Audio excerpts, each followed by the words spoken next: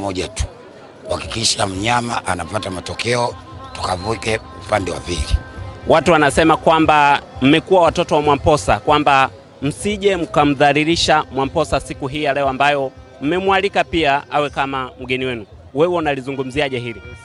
Swala la Mwamposa liko pale pale.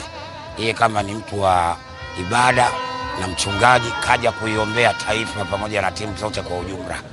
Kwa pamoja na shehe mkuu alikuwepo, wamekuja kuiombea nchi pamoja na timu zote za Tanzania, twende huko mbele ya safari. Kwa mtu ambaye anakutazama kwa sasa, atarajie kwamba mnyama leo anakwenda kumpiga mtu goli ngapi? Leo mnyama ana mbamba, mnyama anampiga mtu chuma 4. Chuma 4. Unawaahidi nini watu wanaokutazama kwamba msipopata goli 4 nini kifanyike?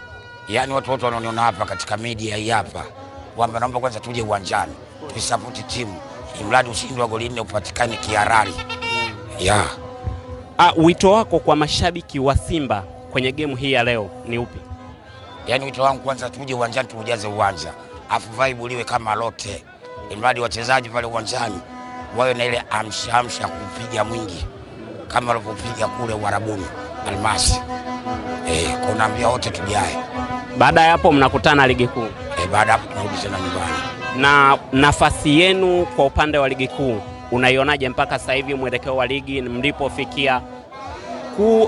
Upande wenu kwa kwenda kuchukua kombe, nafasi yenu unaiona bado iko pale pale au hamna tena hiyo nafasi?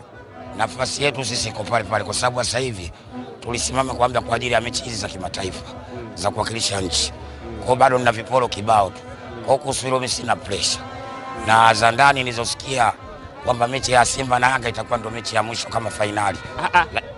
Lakini wakati huo mimi hapa nafanya mambo yangu bila mtu kujijua.